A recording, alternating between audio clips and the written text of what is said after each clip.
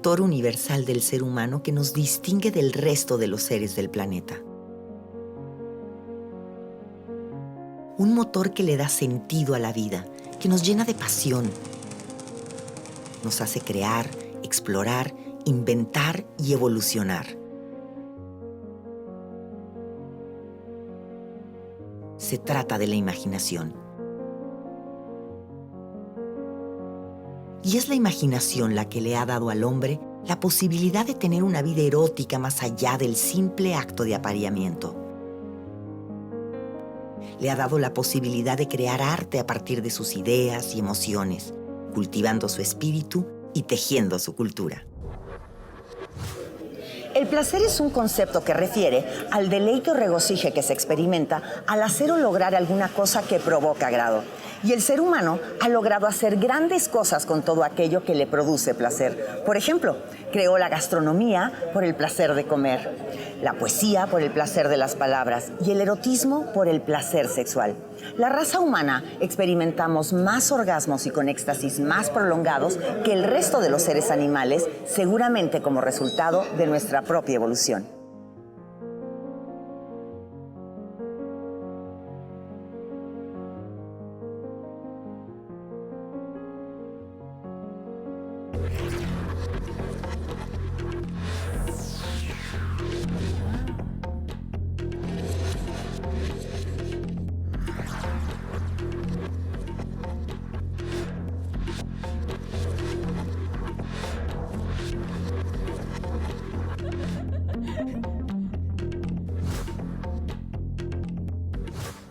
El sexo y el placer han estado íntimamente relacionados con el desarrollo del ser humano a través de la historia, sus diferentes sociedades, pueblos, ideologías políticas, filosofías y hasta religiones.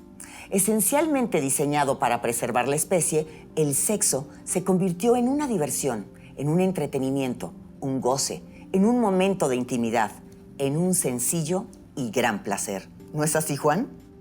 Por supuesto, y pienso que el prototipo del placer es el placer sexual.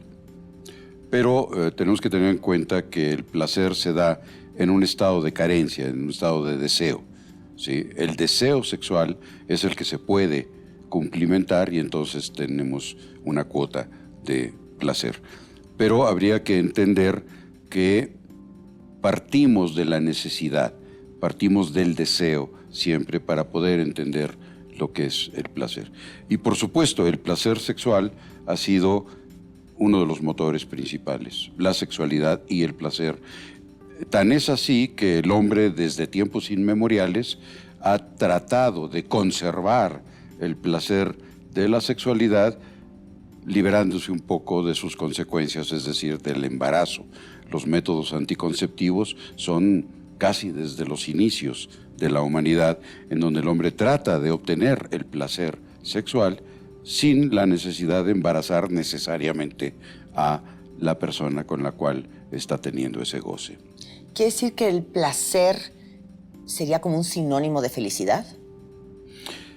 Yo creo que sí, hay relaciones muy cercanas entre lo que es el concepto de felicidad y el placer. Por lo tanto, tenemos que entender que la felicidad no es un estado, ni mucho menos un estado permanente, sino también es algo vicariante, igual que el placer. El placer no es algo, no es una línea basal que tengamos toda la vida, igual que la felicidad. Tenemos momentos placenteros, así como tenemos momentos felices. La felicidad como estado, en realidad, es un mito. Tú comentabas, no puede haber placer si no hay carencia.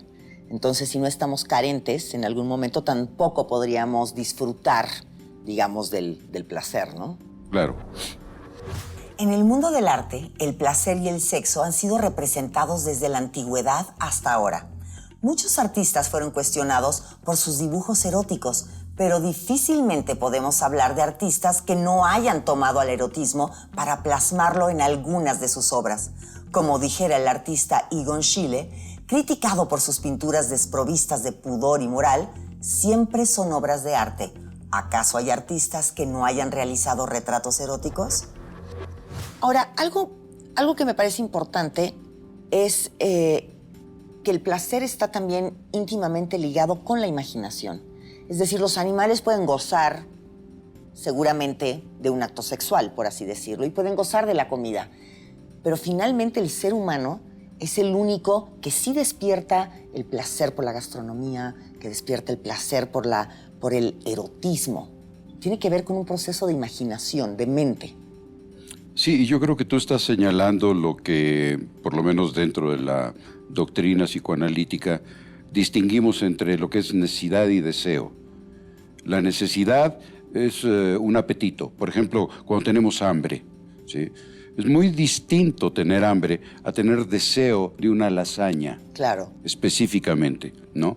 Es muy distinto el tener simplemente un imperativo sexual a decir, es que Chuchita es la que podría gratificarme particularmente. ¿Sí? Es la diferencia entre necesidad y deseo. Para el psicoanálisis, el deseo cabalga sobre la necesidad, pero se independiza de ella. Una cosa es la necesidad alimentaria de un bebé, pero pronto el bebé descubre que sin tener hambre se chupa el dedo y tiene placer también. No solamente la gratificación de saciar el apetito cuando tiene hambre, sino que se independiza, se chupa el dedo y se queda hecho un bendito. ¿Sí? Está obteniendo placer sin haber tenido necesidad previa. ¿Quiere decir que el ser humano es adicto al placer? ¿Lo necesitamos? No sé si se pueda contestar así, si es adicto o no al placer. Por supuesto, ciertas actividades pueden hacerse adictivas. Hay adictos al sexo, por ejemplo, ¿no? No creo que sea una cosa adictiva. Yo más bien diría que es una cosa inevitable a la gratificación del deseo. ¿Sí? Inevitablemente tenemos placer. Ahora, no toda gratificación de deseo resulta placentera, porque hay gratificaciones que nos pueden resultar profundamente displacenteras o disruptivas. Por ejemplo. Por ejemplo, si yo consigo los favores de una dama, ¿sí? Y esto lo hago fuera de las normas que mi religión, a la que llevo muy estrechamente, dictaminan, puedo conseguir los favores de mi dama, pero me voy a sentir muy culpable y va a ser muy displacentero el haber conseguido una relación sexual con esa persona. Claro, porque muchas veces el placer genera culpa, ¿no? Cuando llega estos excesos, se está hablando incluso digamos, de estos pecados capitales, ¿no? Que es decir, es la exacerbación, tal vez, del placer, llevado a lo patológico. Bueno, puede haber cierto tipo de, yo creo que algún tipo de trastorno emocional en donde haya una alteración, una perversión de este mecanismo y entonces el placer se obtenga solamente con lo prohibido. Claro. Sí. Eso puede ocurrir, por supuesto, ¿no? Ahora es muy curioso porque los egipcios, que pensaban que había una vida sexual en el más allá y para que de alguna manera el difunto pudiera pues vivir lleno de placer en el más allá, les amarraban estos penes al cuerpo, ¿no? Y por ejemplo, en el caso del sexo opuesto eran estos pezones. Entonces, quiere decir que hay como una fantasía relacionada con el placer, incluso más allá de la vida. Algunas religiones sí, tú acabas de mencionar en la religión egipcia, en la religión católica no existe esto. En ciertas versiones del Islam están las famosas huríes, ¿verdad? Que van a complacer a los guerreros, a los héroes, claro. ¿no? No necesariamente hay sexo en el más allá, pero algunas religiones sí es cierto, lo contemplan. La primera referencia de sexo oral en la historia se remite al mito de la resurrección de Osiris, que fue asesinado y descuartizado por su hermano Set, quien repartió los pedazos de su cuerpo por todo el mundo. Su esposa Isis recolectó todos los pedazos del cuerpo de Osiris para poderlo resucitar. Sin embargo, no encontraron su pene, y por ello, Isis esculpió un pene en arcilla, lo unió a su cuerpo y le regresó la vida a través de la felación. El juguete sexual con forma fálica más antiguo que se ha encontrado tiene al menos 26,000 años, lo cual sugiere que el placer ha estado íntimamente ligado al desarrollo del ser humano como especie y evidencia de que desde hace miles de años el sexo también se ejerció solo por placer. El erotismo contemplativo que cultivó el pintor belga ilustra la medida en que los sueños liberan todas las fantasías posibles y hacen del placer una realidad, en esa zona de confort que es la imaginación, a donde no alcanza a llegar la censura de la razón. Ahora, Juan, ¿qué tanto ha evolucionado el placer en el ser humano? Es decir, ¿nos causa placer las mismas cosas que en la antigüedad? ¿O es algo que ha ido evolucionando a lo largo de la historia? Yo creo que el placer evoluciona a lo largo de la historia y a lo largo de la historia personal. También educamos nuestros placeres. Un ejemplo es, por ejemplo, la música. Tenemos que educar nuestro oído a formas cada vez más sofisticadas de música para realmente poder gozar de ella. Si no tenemos esa educación, a lo mejor no podemos captar realmente toda la belleza estética que encierra. Igual la pintura. ¿Sí? Claro. Tenemos que tener una educación pictórica para ver la evolución de los estilos, etcétera, y poder entender un cuadro, digamos, muy moderno, ¿verdad? Pero si no tenemos esta educación particular, a lo mejor estamos privándonos de una forma de placer que es el placer estético. Sí, o la misma comida, ¿no? La misma comida, los vinos, es algo que se tiene que ir educando. Exactamente. El papel que juegan los sentidos en el placer. Yo vuelvo a la distinción siempre del ser humano con el animal. Se habla de que somos animales, pero al final del día los sentidos en el ser humano son los que lo van a llevar a esta dimensión del placer, pero también hay un mundo psíquico que es el que genera placer, donde se conjuntan. Ten en cuenta que lo sensual deriva de los órganos de los sentidos. Lo sensual es lo que se siente, ¿sí? Y podemos sentir y por lo tanto tener placer con la vista, con el olfato, con el gusto, con el oído, con el tacto, incluso con los sentidos de equilibrio, ¿sí? Podemos, por ejemplo, en la danza, Claro. nosotros tenemos un gran placer, ¿sí? Al mover el cuerpo de cierta manera y con ciertos ritmos y obedeciendo a ciertas reglas y ordenanzas, ¿no? Entonces, cada uno de los órganos de los sentidos es susceptible de una forma particular de placer también. ¿Y qué tanto interesa la parte interna, es decir, la parte emocional de cada ser humano? Es la más importante. Es la más importante para la dimensión psicológica del placer.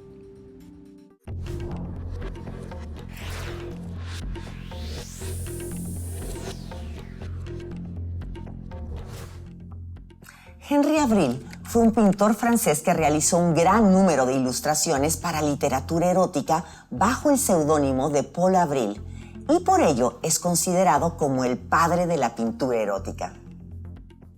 El Jardín de las Delicias es un tríptico y se divide en 3 paneles diferentes repletos de simbología, pero a través de ellos el Bosco nos muestra de manera alegórica que los placeres de la vida son efímeros y que las consecuencias que se derivan son el sufrimiento, la desgracia y la imposibilidad de ser feliz.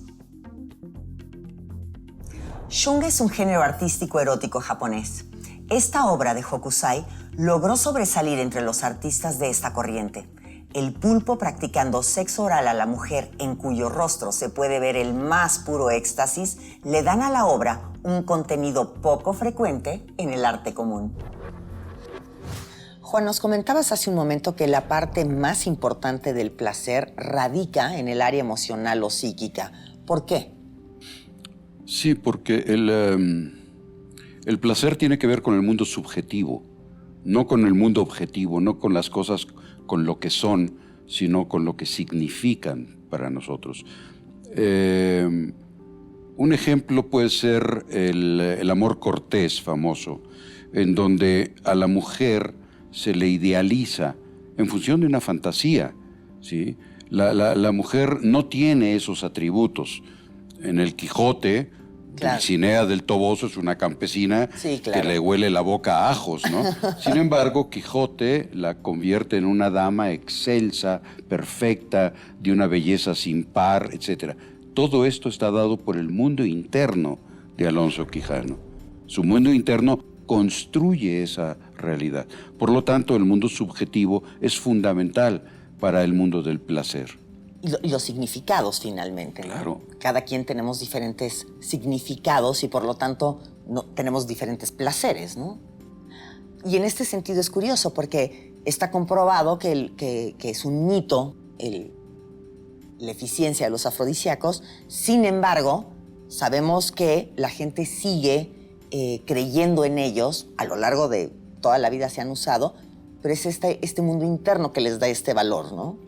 Yo creo que es lo que comprueba, porque los afrodisíacos tienen su efecto como efecto placebo, sobre todo. Es decir, lo que nosotros le damos a la sustancia y entonces nos sentimos muy animados y muy estimulados cuando en realidad la sustancia es inocua, o puedes hasta dar una cápsula de almidón diciendo lo que es el más poderoso de los afrodisíacos y el sujeto se va a sentir muy estimulado sexualmente.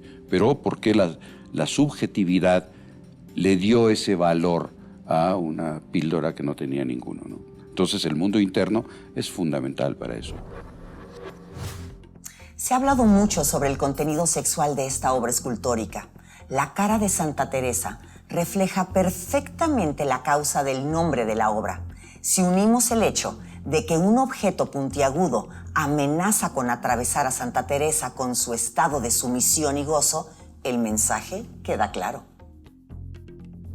En 2011, Facebook censuró una publicación de un artista de Copenhague que mostraba esta pintura de Courbet.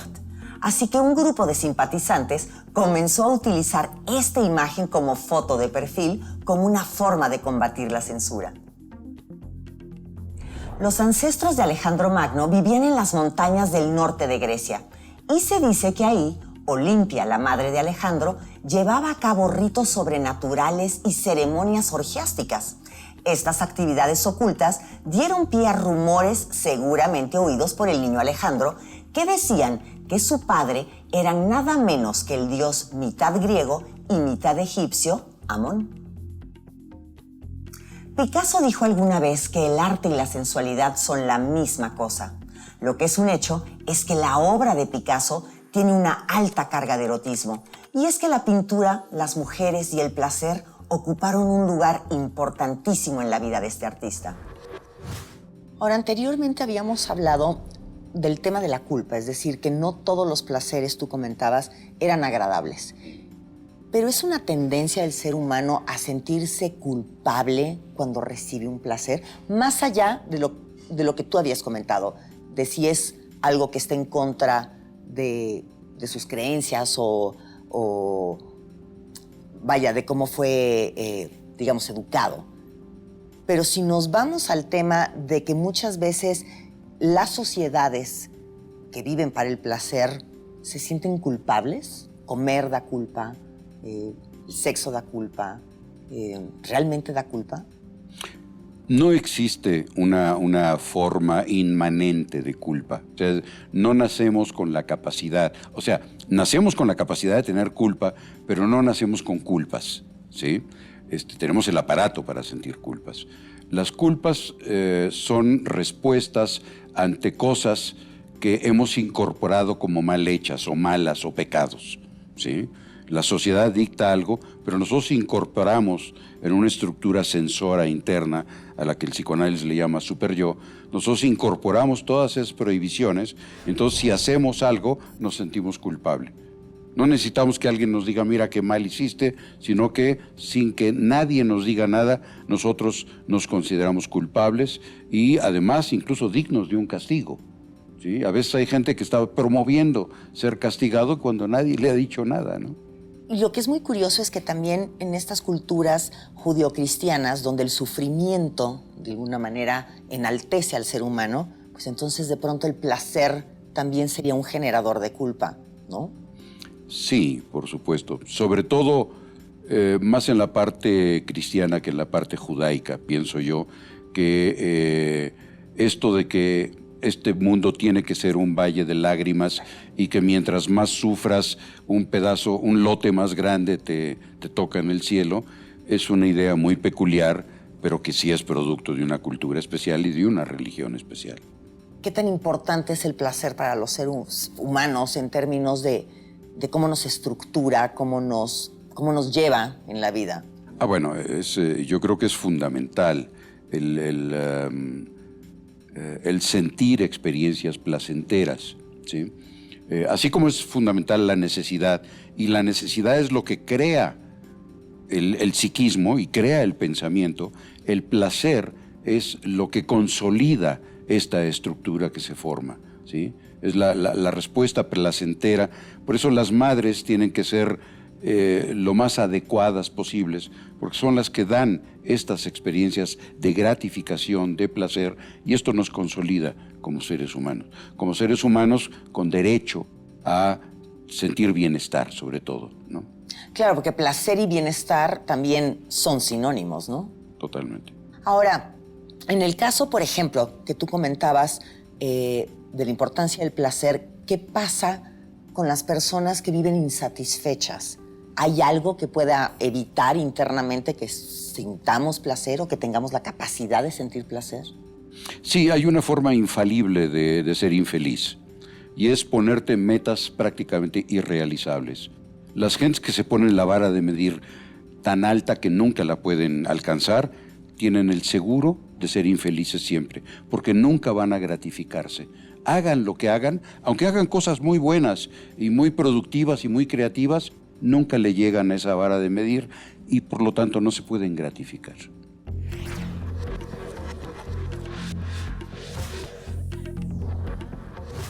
El placer es un tema extraordinariamente complejo porque hay distintas formas de placer.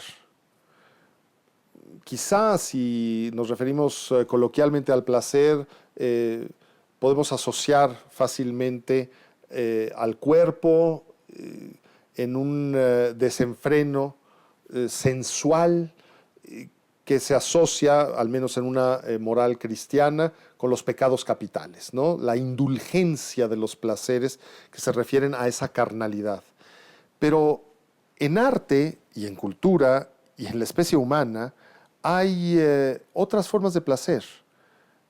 Hay placer intelectual, hay placer moral. Epicuro habla del placer moral, el placer que provoca actuar de conformidad con un sentido ético. El sosiego del alma da placer.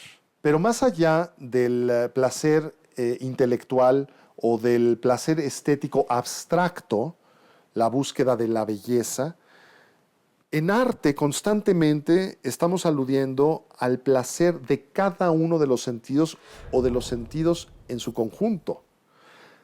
Se habla del sexto sentido como una forma de percepción más allá de los 5 sentidos externos, y el sentido común es justamente lo que comunica todos los sentidos, tanto los internos, la imaginación, la memoria, la fantasía, como los externos, el oído, el tacto, el gusto, el olfato, la visión. Justamente el placer sensorial es lo mismo que el placer sensual. Porque cuando estamos frente a un placer sensual pleno, y frecuentemente el arte nos lo brinda, lo que estamos haciendo es estimulando cada uno de esos sentidos. Evidentemente, una obra pictórica nos llega por la visión, pero también está el placer intelectual que produce la expresión, el contenido mismo de la obra y la inteligencia que tenemos de esa obra. Cuando juntamos las distintas artes, nos damos cuenta de cómo se potencia aquello, porque hay justamente la comunicación de los distintos sentidos en la experiencia estética. En España, en el siglo XVI, el rey Felipe II condenó las diferentes formas de placer, no solo en su reino, sino también en todas las colonias hispánicas.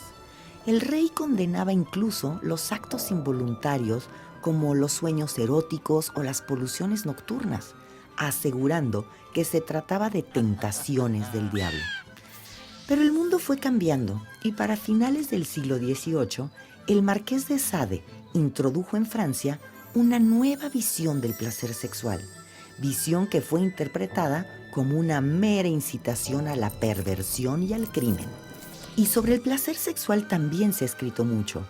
El amante de Lady Chatterley es una obra que Lawrence reescribió 3 veces tras su primera edición en 1928 y en todas las versiones destacó la importancia del placer sexual tanto para hombres como para mujeres.